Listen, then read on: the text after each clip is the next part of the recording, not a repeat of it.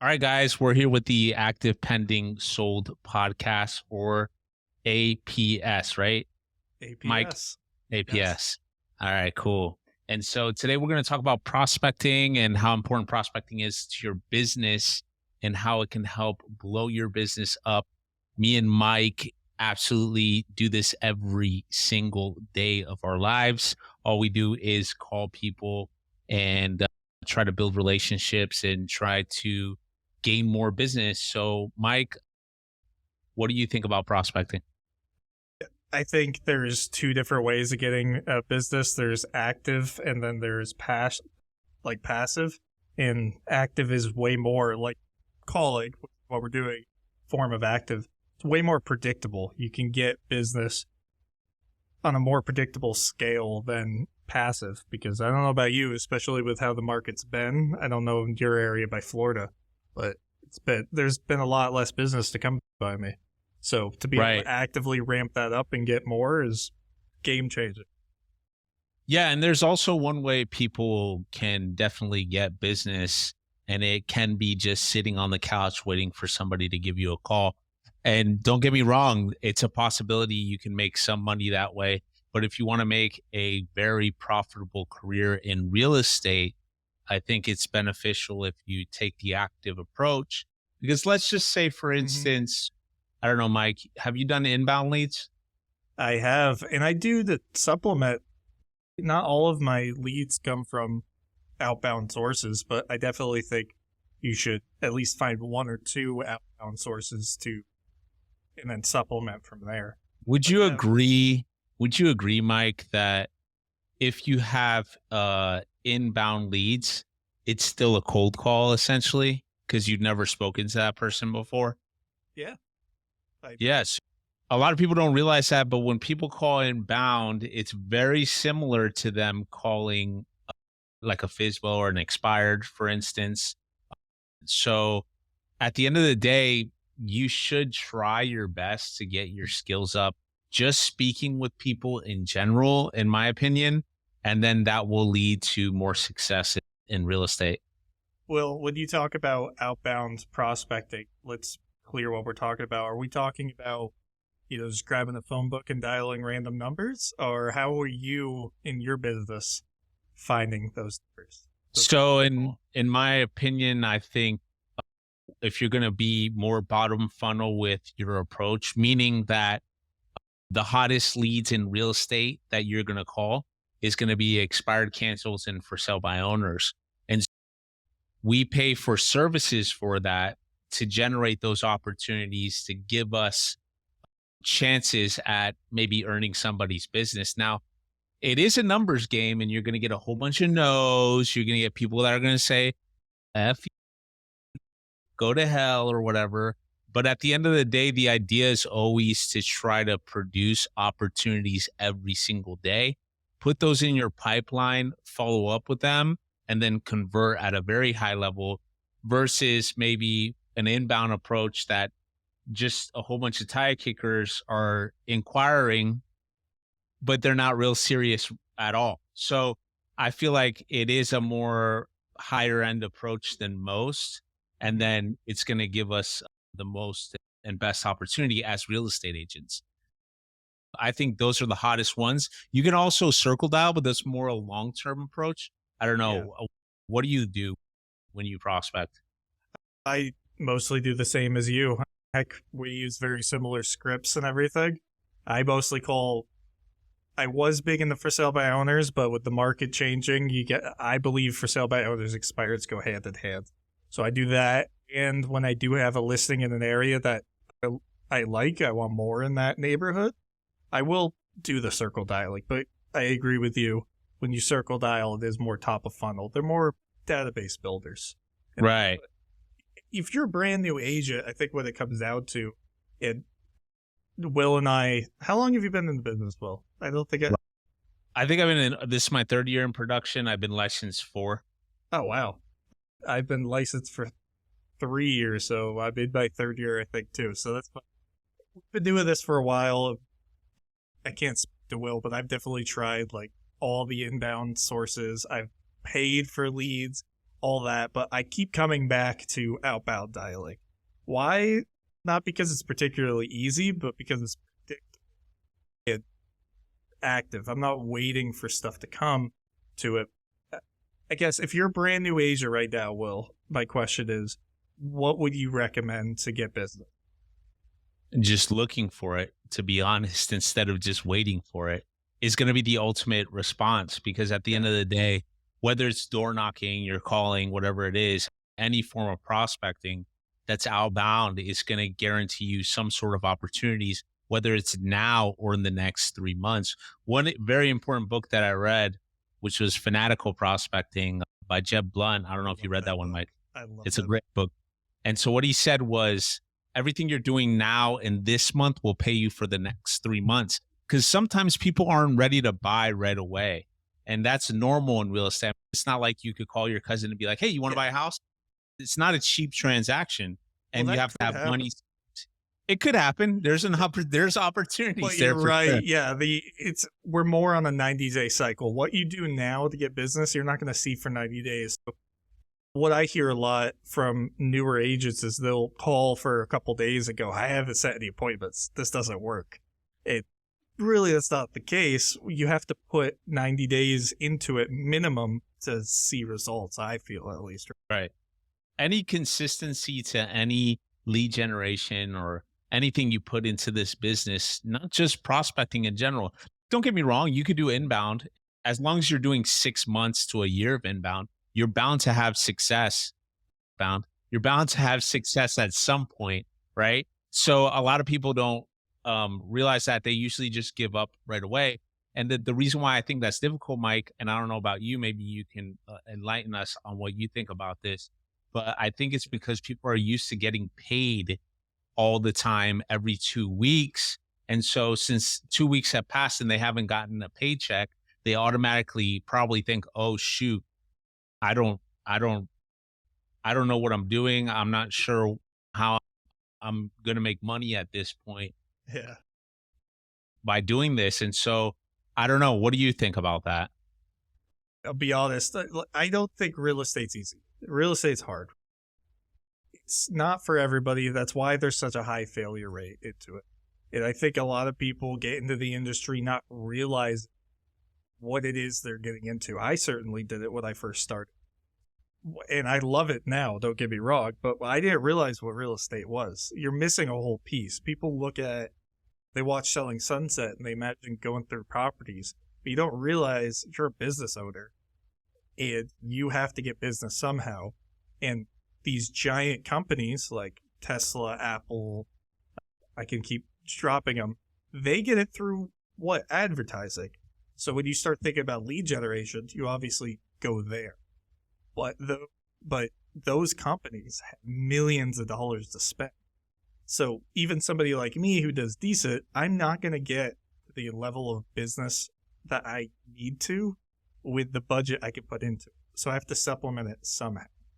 And I think sweat equity, because if you're not doing business, you're a newer agent, low to medium, I think sweat equity is the way to go. If you're not on appointments and selling houses, what else are you going to be doing besides going to finding business? It's going to, that's probably way more cost effective than most. And I think Yeah. that's beneficial for a lot of agents that are just starting in the business because they're not in that much up front.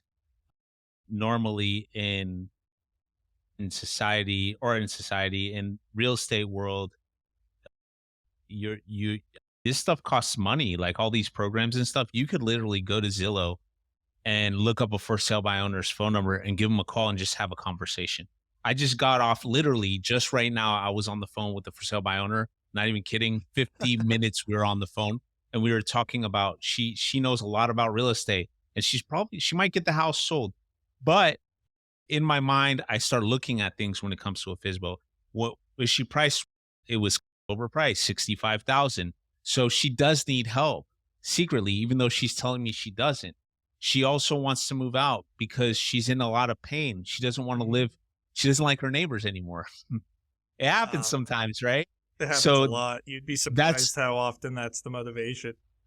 that's the pain. So now she has a reason to go. So she needs help from somebody that's going to help her move. And I don't know if I'm going to be the one that helps her. It might be somebody else because it's all about how you make people feel. But at the end of the That's a day, good point. she spoke with me for 1 hour. 1 hour. Who can you have a conversation with and speak with that long? I No mean, one. who can you brought up a good point earlier. Another one. I want to say one thing, and then I have a top to continue that topic. Segue. Who can you pick up the phone with? You can't start calling your contacts and have people who are ready to buy and sell. It's not something that happens often. People, what's the statistic? I forget off the top of my head. 3 or 4 times they move throughout their lives. If I'm Yeah, I think right. it's yeah. For here in Florida, it's every 5 years people move. So I don't know if without that's with if you're even circle prospecting, but just the people, what other lead source can you pick up the phone and look at people who are actively going, "Hey, I'm ready to sell my house." You know what I mean? That's my point. But during that, you had mentioned like tools and it costs money and all that. I think a lot of people, myself included, when I was newer, got caught up on I need this, I need that. And what would you recommend as the bare minimum? You're brand new, you just got your license, you might quit your job, whatever. You don't have a lot of money to spend on these fancy tools, these dialers. What is your recommendation for the bare minimum to get started into outbound prospecting? if you don't have any money at all, or if you have somewhat of a budget to get you started. Let's explore None. both, man, because I feel like, in myself included, a lot of people focus on what tools they have and not focus on the actual activity. To me, the activity is more, and it's funny, probably you're going to laugh a little bit this coming from me because of some of the conversations we've had in the last couple of weeks. To me, the activity has always been more important than the tool. I'll always start and then figure out what works better from there. So let's say you're a brand new agent and you're like, for somebody inspired prospecting, how do I even start with that? Let's talk to that person real quick. And then the more advanced people, the people that kind of know what we're talking about, we could talk there. The people, you have a little bit of money, you're getting some sales. But let's start Right. off So with someone brand new. let's say you're just getting started. The only thing you need is a cell phone, and then you just register your number for free through all the carriers, and Mm-hmm. that will hold you from getting flagged as spam, which you probably won't because you're hand dialing. You're not going through a certain system. And then the second thing would be to jump on Zillow and just call Fizbos. That would be the first thing I would probably recommend because Is the that where you expired started? cancel. Yeah, actually, I did. Same. Oh, yeah, you have to. You got to start somewhere. Otherwise, you're going to end up spinning your wheels and not doing anything or waiting forever until you have that money to spend. And at some point, when you get at least one conversion, I mean, at least one conversion in real estate, you should reinvest in your business. At least a certain percentage of what you earn, because let's be honest, we do earn pretty good. And you should be able to allocate some money towards some sort of system at some point. What's that percentage of revenue to I wouldn't say a a percentage. budget to I would place it on a monthly basis. For instance, if let's say a dialer costs you, I don't know, let's look for something cheap. I don't know how much is my plus leads, like 90 bucks, $100, I think $75 for something 75 bucks. expires. Okay, there you go. So you jump into that. And so just allocate 6 months of expenses for that. That's $600 I for agree, half the but year. if you looking at this right, I agree, but I disagree. And Go ahead. I'll explain. If Uh-huh. if you're doing this business and you're ready to get, you shouldn't be looking at it as a job. You should be looking at this as you're a business owner, right? So what does a business do? They have a budget. I don't know about you, but I break down my budget based on how much I, on average, make, and that number can shift. If I make 2 sales this month, let's just say, versus next month I have 6, that percentage shifts. So I have to have a percentage based off of what I'm earning because I'm never going to earn the same amount month after month. So to me, I think you shouldn't be spending more than 10% of your average net before taxes, that means, income on lead generation, which is why it's hard for inbound, because if you want to do Facebook leads and you want to do it, that's going to take up a big percentage of that 10%. It's all about volume at that point, so you could get the conversion. Because I think the conversions on Facebook is probably It's 3% or less, I think. it's between 1 and 2%, Yeah. depending on the Yeah. source. Now, Google pay-per-click is like 3-4%. If you're wondering where I'm pulling these numbers, I'm a nerd. I don't We think know. about real estate. That's why we're I'm just qualified to do this. Thanks, Dick. Did I say that? It's our shit. Who cares? No, I would say, what's the book? There's the 10,000 hour rule, right? That says you have to be doing something and learning about something for 10,000 hours before you master it. Did you say Right. you've been on the phone for 10,000 hours, Will? I don't know, to be honest. That's a great question. I don't think I have. That's a long time, man. It's a long time to be on the phone. You could have conversations and stuff like that, and and still like practice on the side. It's not just about just the phone calls. Yeah. There's a lot more that goes into it than just that. Yeah. Understanding the scripts, understanding the framework, objections, and then finally perfecting everything. And then I think, like, as far as like the scripts, you're learning the scripts to do the most important thing in sales, which is this: listening. Listening for indications for conversion. And I think that's what a lot of people miss on. They think that the script has magical words that are going to get them into the house. And that might happen, but it's going to happen like after 3,000 or 4,000 phone calls with the right person. What's the best script for me, Will? Give me the best script, and they hop from script to script. Yeah, it doesn't matter. Does the script matter? What script you use matter, Will? Not Especially really, together? to be honest. I think it's more important. Listening, I think, is the most important thing in sales. And I learned this early on in my sales career, because when I worked at the bike shop, we'd have people walk in and they'd be like, "Oh, I'm just looking." And I'd be like, "Oh, sweet, man. All right. Let me know if you need anything." And then I walk back and I'd be like, "Hey, do you have a bike?" And that would sprawl the conversation, because if they did, they always had six. And then they start naming six. they start naming them off, and then, "Oh, okay, cool. You think you're gonna get one?" "Yeah, I was looking at this brand." "Oh, great, dude. To be honest, this is the blah blah blah blah blah blah blah blah blah blah," and then just tell them a little bit of information, and then you would get a Yes. sale either that day or like a few days later when they've made their decision or compared you based on other bike shops. I think that was pretty cool, Yeah. and understanding this part, the listening is more important than anything. You have 2 ears and only 1 mouth, so you should do twice the listening that you do talking, especially in sales. But yeah, and I mention it, and the reason I bring that up, and you make really good points there, it's not really the script, but it's the same thing. People always are asking, and we're part of very similar groups. You have newer agents who come in, and I'm not sure if you were, I can't speak on you because I didn't know you when you were a newer agent. I myself and all these newer agents I see join these groups are always like, what's the best programs? What's the best scripts? And heck, I've posted success stories in these chats, and they always respond with, "Hey, what script do you use to set that many appointments?" And they're missing the point almost, if that makes sense. Yes, I think the tools and stuff and the scripts you use, excuse me, are very important. But what do you say mastering whatever script you pick and whatever tool you use is more important in practicing the skills?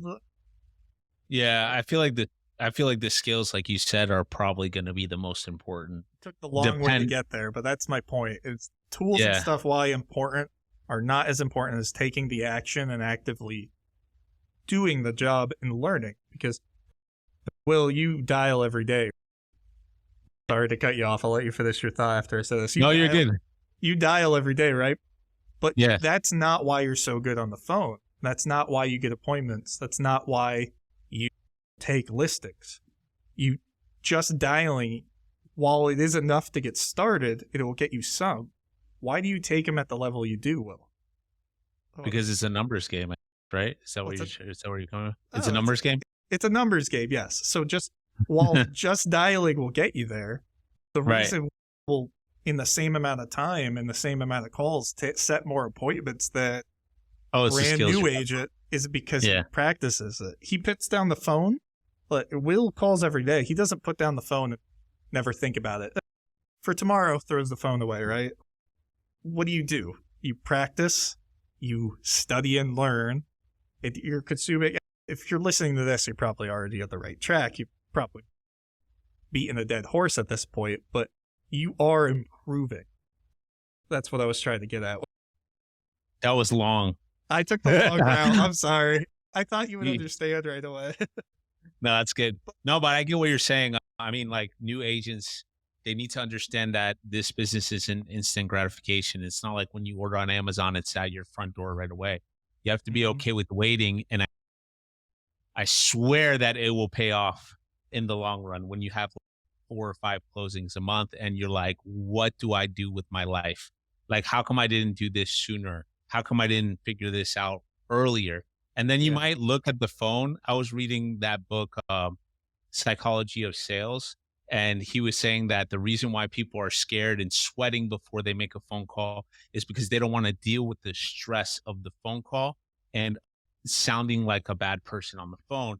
And yeah, that might be the case. You might feel like you're the worst person on the phone, but I promise you, you just have to go for people to tell you no so you can move on and find that one person that's going to give you the chance and say, hey, yeah, you know what? Come over. I need your help. Yes, I'll sign the dotted line. Yes, let's get it sold at the price that you recommend. There's people out there. There is. And so you just have to keep on That's a good grinding. point, Will. Like you brought that up, people are afraid of the phone. So newer agents are even an experienced agent that's listening to this, never called before, does not like the idea of calling. Is going, oh great, I got the list. Now what do I say? And they're afraid to pick up the phone and all this stuff. What's your advice to them? You don't know the people. It doesn't matter. Like it sounds harsh, but you don't know the person on the other side. So at the end of the day, if they yell at you or treat you bad, you don't know if their grandma died. You don't know if they just got a divorce. You don't know if their daughter yelled at them before you had a phone call with them. So they don't owe us anything, is what I always hear from our coach, actually, Brandon. Yeah. You don't owe us nothing. They don't owe us anything. They don't owe us time. They don't owe us the pleasure of being like in front of them. Nothing. And Started off, I remember when I first started calling expireds and for sale by owners, I had call reluctance. oh yeah, And I still have some creative avoidance. We all do. I love when you call me out for that, for which by the record, if you're doing it alone, this can be a lonely business. Find a group of people just like you to role play with, practice with, and hold you accountable to actually making the dials, because it's easy to show up, but it's also easy not to show up, especially when you're your own boss. But it's way easier not to show up for sure. I remember being a brand new agent and being so scared of the phone. And what got me over that, Will, right, was just as simple as I thought to myself, why am I so afraid of these people? They're going to yell at me. But what's the worst that happens? Will, have you ever been shot calling someone? Have you? Yeah, actually, I have. Just That's- kidding. No, Mister. I haven't. Has any physical harm has any, besides like psychological harm, maybe, because getting yelled at is no fun, it might ruin your mood, but has any actual harm come to you over a bad phone call?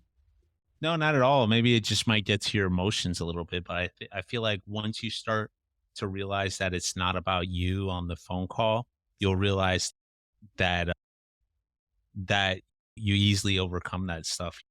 Like even if somebody yells at you or whatever, who cares? Just move on. That person's just mad. You know what I mean? It is what it is. Yeah, that's exactly my point. There really isn't anything that actually negatively comes back bad to it. And people are also afraid of, oh, how do I overcome objections and stuff? You'll learn that over time. But what took me a while, I used to beat myself up about it, especially in the beginning. And realizing that if I never called them, I wouldn't have had an opportunity to begin with, changed my entire outlook on it. it made me make more calls, and it made me not worry about what the outcome. I'm just going to talk to them. They say no. I never had anything to begin with. They say yes. I just made an opportunity. You know what I mean? I don't know how to describe it, but that's the mindset you kind of have to get yourself into, because if you're coming from a scarcity mindset, that's what changed. Because when I was a new agent, and I can only speak to my experience and maybe some stories of other people I've witnessed, when I was a new agent, like that was my worry. What if they yelled at me, and what if they say no? If they don't say no, they say yes. It's one or the other. I'd rather get Yeah. the no and get the You get the yes 50-50. than not hear anything at all. Was that your experience, Will? Sorry to like. No, you're good, man. Yeah, pretty much in the beginning it was a little rough, but I feel like once you start your wheels spinning and start having the conversations more and more often, it becomes a lot more simpler. I used to get in my head a lot, even when I started closing deals. I used to call like absentees, and they get bombarded here because we're in a very investor heavy kind of state. Yeah, they get a lot of investor calls. It's And so, yeah, wholesalers, whatever. So, anyways, they make us so that just getting a phone call yelled at put me out of business for like 2 months, and it messes with your head pretty bad. But I think one thing I learned is that you just have to do it anyways, even if you don't want to do it. It's like working out. If you want to lose weight, there's going to be days where you don't want to eat salads and drink water. You know what I mean? But you have to do it anyways. Otherwise, you'll gain the weight back. So it's very relatable to those kind of things in life. Yeah. But if you overcome that mindset of, oh, I'm scared, oh, I'm nervous, you just got to do it. Just say, I'm going to do it. I'm going to do it anyways. One thing I learned from there's this lady named Mel Robbins. She said, just do it anyway. Who cares? Just tell yourself to do it, that you're just going to do it. And same thing with Jet Blunt. One last call. Oh, That one I last call. love fanatical prospecting. Yeah. I have multiple books like that are, I call them like my top shelf, the ones that I will reread over and over again. Fanatical prospecting is that one of, if I'm sick of making calls, I'll go pick up that book and reread it. I've probably read it 5 or 6 times. It's just a good book, but there wasn't really a point to that. All right. Wow. We beat up the car. Let's talk about where you're at right now, dude. I can't tell. Are you in Mexico or is that England? Do you have like you have what's the name? Sherlock Holmes behind you. I got a bonsai tree. You got a bonsai tree. Are you in Mexico? Where are you, dude? I'm in my office. I don't know what you're talking about. Totally is real. No, that's. Oh, you don't like the rooster? I just got thrown off by that Sherlock Holmes, dude. Oh my god, I didn't even realize that. Yeah, it's made of string. Yeah, so we handled call reluctance. We handled just actively doing it, and that's the newer agent. Let's say you're somebody who's made a handful of calls, you've been in real estate for a little while, and you're ready to take it up to a level. Now, I wouldn't say we're like top level. You could argue if you want to be at top level. We're moving up. But the people who are a little bit below us, I want to move up into the level we're at. What are the techniques and stuff that you're using in your business to set listing appointments consistently and become more efficient after you've picked up the phone and made some calls? Consistency would probably be one of the biggest ones that I guess would be something that sets a lot of people apart in this business, and they don't even realize it, is just being there every day at the same time every day. You could call at any time of the day if you want to. What happened? Yeah. No, I was laughing because that felt like a shot to me for Oh, okay. You're feeling guilty. That's your problem. But yeah. anyway.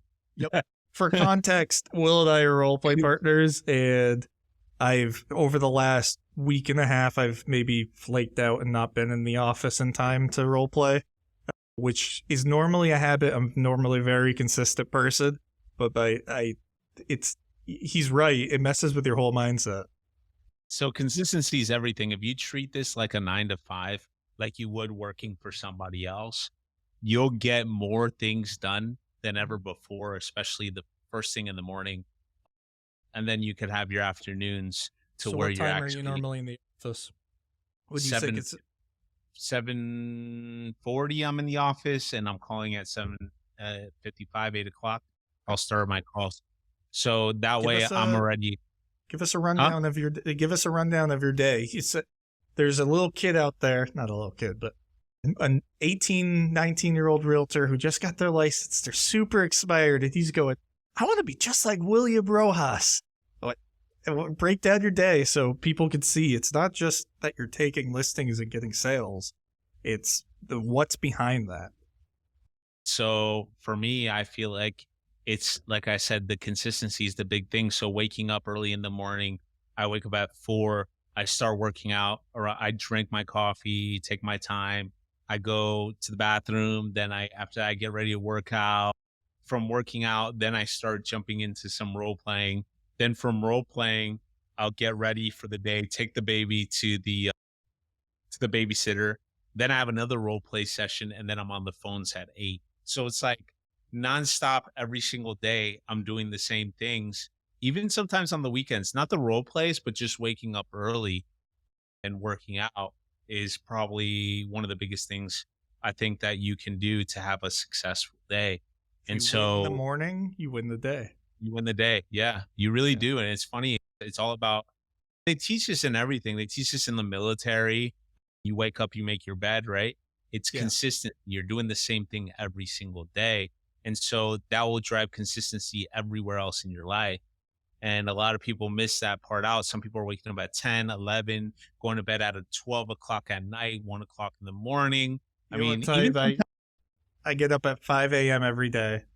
Yeah, my wife it drives her nuts because even on Saturday and Sunday, I still get up at 5 a.m. It's the right. same thing. I do this relatively the same thing. Some form of exercise. I normally take a walk around. I was going to the gym. Our role plays, but and Flat tire. You got a flat tire. So that was one time. I get a flat tire. But yeah, role play. I read a chapter of my book, journal, and then get in the office. I try to be here at 7:30. I am here at 7:30 every day, changing how I speak about that.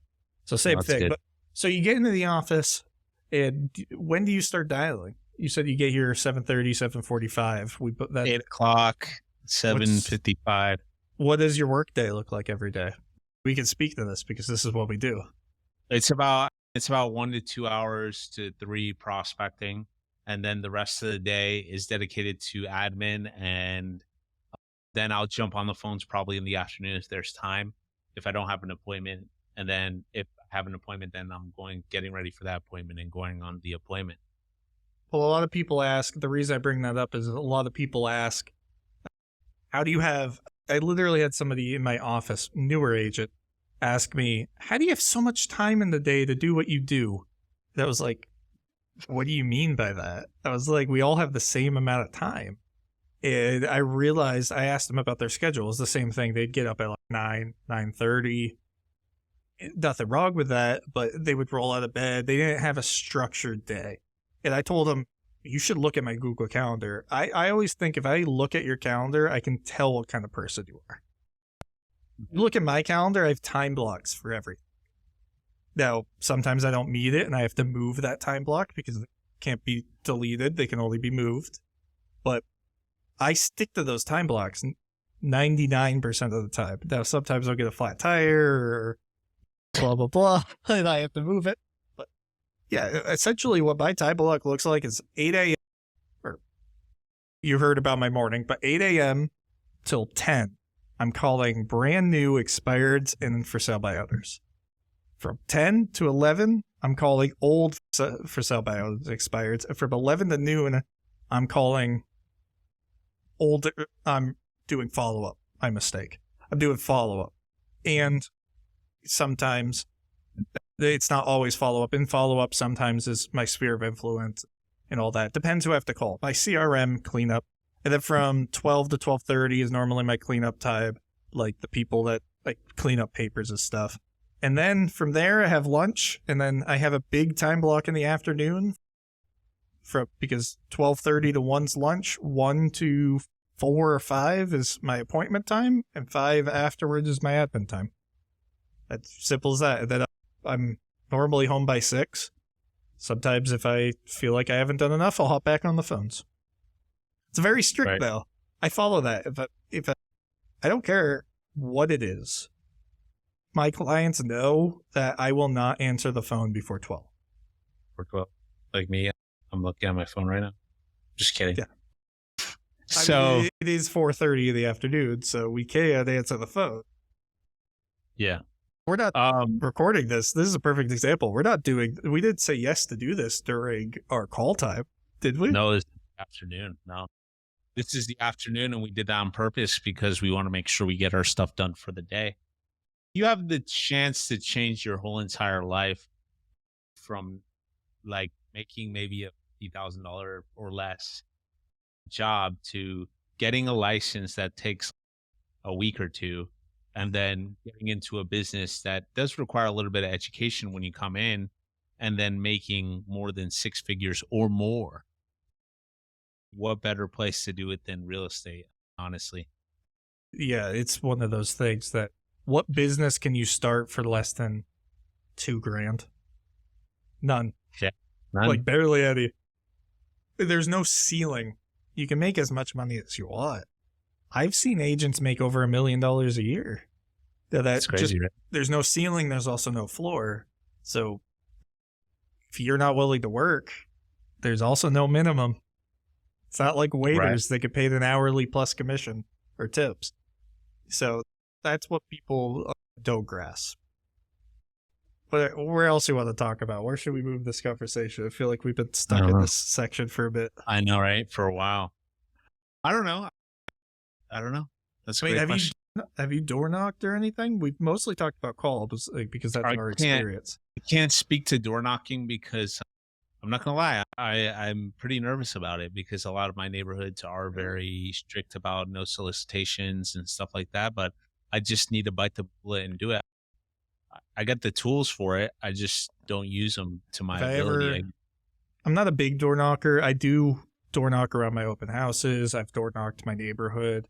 I've door knocked a lot, but like I don't consistently do it. I know somebody in my office that does 50 to 60 deals a year as a solo agent just from door knocking. Monday through Friday for 4 hours, he door knocks from 8 a.m. till noon. Every day, Monday through Friday. And he does 60 deals a year. How's his business? Oh, 60 a year? That's pretty good. Yeah, he does between 50 and 60 himself. And then I think he's adding agents on and stuff. But like that guy freaking hustles. Must be skinny, bro. Oh, yeah. And guess what?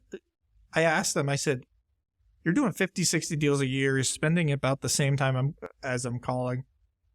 What do your expenses look like? He goes, honestly, ink and paper. That's all I pay for.